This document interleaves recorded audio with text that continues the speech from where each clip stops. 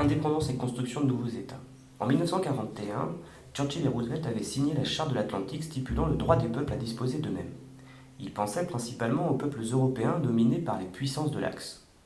Mais de par le monde, de nombreux peuples colonisés reprennent cette devise à leur compte et lancent la décolonisation, processus toujours négocié, parfois violent, par lequel une colonie obtient son indépendance. Pour illustrer cela, nous allons étudier l'accès à l'indépendance et à la construction d'un nouvel État, l'Algérie, où les Anglo-Américains et la France libre avaient pris position de 1942 à 1945. Les Algériens qui heureux que la Seconde Guerre mondiale se termine et qu'ils pensent que l'ancien pays colonisateur va leur accorder leur indépendance. Les manifestants agitent donc des drapeaux français, mais certains arborent des drapeaux algériens à Sétif, Guelma et Kherrata, dans la région de Constantine. Ils se trompent, la police tire sur un manifestant brandissant un drapeau algérien. Ceci déclenche des émeutes qui tuent 102 Algériens d'origine européenne et l'armée coloniale française réagit et tue à son tour plus de 3000 à 8000 Algériens d'origine maghrébine. Les tensions montent et elles explosent 9 ans plus tard, en 1954. Alors, question numéro 1, quelle est la répartition des Européens en Algérie en 1954 ? On remarque qu'ils habitent principalement sur le littoral méditerranéen autour d'Oran, d'Alger et de Beaune, mais qu'il y a des exceptions comme à Constantine. Quelle est l'importance du peuplement européen ? Calculer un pourcentage. Il y a à peu près 980 000 Européens et en comparaison, on voit qu'il y a 8,8 millions de Français musulmans, entre guillemets, c'est-à-dire à peu près 10 millions d'habitants. Les Européens sont à peu près 10% du peuple algérien. Que montrent ces chiffres de la politique d'assimilation ? Eh bien que c'est un échec. Entre guillemets, les Français musulmans n'ont pu adopter le mode de vie français, entre guillemets également, puisque seulement 20% des enfants sont scolarisés dans le primaire, 5 fois moins que les Européens. Sur 100% de cadres, il n'y a que 7% qui sont d'origine maghrébine, et la mortalité infantile est très élevée, 4 fois plus que chez les Européens, entre guillemets. Quels événements marquent le début de la guerre ? Question 4. Le 1er novembre 1954, l'appel du FLN au peuple algérien rappelle que le colonialisme, seul ennemi et aveugle, qui s'est toujours refusé à accorder la moindre liberté par des moyens de lutte pacifiques. C'est ici une claire référence à 1945 et à l'après-Seconde Guerre mondiale notamment. Le FLN lance donc une série d'attentats, comme à Alger ou à Constantine, et il débute une guerre de guérilla dans les Aurès par exemple. Son but est bien l'indépendance nationale par la restauration de l'État algérien souverain. Par réaction, en août 1955, le gouvernement français décide de l'envoi du contingent, c'est-à-dire d'une armée hexagonale, en plus de l'armée coloniale. La guerre a véritablement commencé. Question 5. Relevez les éléments qui montrent le déchaînement de violence pendant la guerre d'Algérie. L'Écho d'Alger, sur sa une, nous parle d'opération de nettoyage de l'Aurès. Opération de nettoyage, ça veut dire des massacres par l'armée française. Jean-Pierre Vittori, qui est un soldat appelé, c'est-à-dire que ce n'était pas un soldat professionnel, il a été appelé pour faire son service militaire et il l'a fait en Algérie. Lui, il parle de torture. Il dit « Les grands moyens sont employés avec l'arrivée d'un spécialiste qui s'attaque au suspect. Jusqu'ici, quelques coups de poing, 2 ou 3 gifles, des menaces. Ces méthodes soulèvent la nausée et la protestation de ceux qui l'ont vu.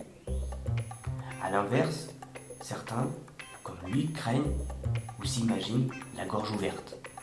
Donc on a un déchaînement de violence. Quelles sont les conséquences humaines des accords d'Évian qui mettent fin à la guerre d'Algérie ? D'abord l'indépendance des Algériens, qui sont heureux et fiers, mais aussi, alors ça c'est d'un point de vue politique, d'un point de vue humain, le départ de 800 000 pieds noirs et seulement 43 000 harkis. Les pieds noirs, ce sont les Européens, les Algériens d'origine européenne qui repartent vers la France. Ils sont 800 000, et donc on constate que 180 000 sont restés à peu près en Algérie. Et puis 43 000 harkis. Les harkis, je rappelle, ce sont ces soldats algériens d'origine maghrébine qui ont combattu du côté des Français. On remarque enfin des massacres d'Européens et de harkis. Le bilan, c'est de plus de 300 000 morts, dont environ 30 000 Français, pour aboutir à cette indépendance algérienne le 3 juillet 1962. Certaines indépendances sont donc obtenues pacifiquement, comme en Inde, au Mali, en Côte d'Ivoire, au Sénégal, alors que d'autres sont obtenus après une guerre d'indépendance. Pourquoi? Les raisons sont multiples. La présence de nombreux colons et ou de richesses pour la métropole, comme le pétrole par exemple, explique en partie la guerre d'Algérie entre 1954 et 1962.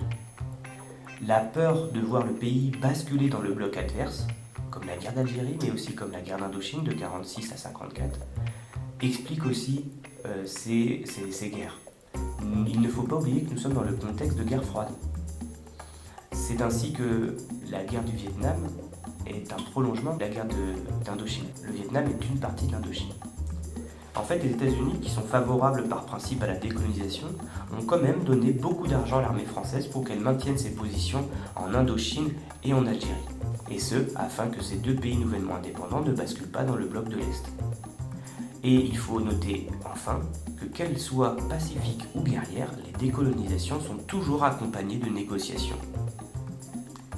Trace écrite, Grand 1, de nombreuses colonies deviennent indépendantes en pleine guerre froide. Après la Seconde Guerre mondiale, la fin de l'hégémonie morale et matérielle européenne, c'est-à-dire de leur domination, explique le fait que beaucoup de colonies accèdent à l'indépendance entre 1947 et 1962 en Asie, exemple Inde-Pakistan en 1947, en Afrique, exemple Algérie en 1962, et en Amérique, exemple Belize. Je vais à la ligne, l'ONU soutient aussi les indépendances.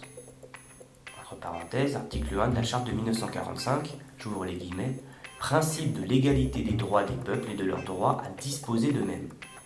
Fermez la parenthèse, fermez les guillemets. Mais surtout, dans le nouveau contexte de guerre froide, il faut souligner que les deux grands s'opposent à la colonisation par principe et qu'ils souhaitent récupérer ou garder les nouveaux États dans leur bloc. La course au territoire continue. Je vais à la ligne.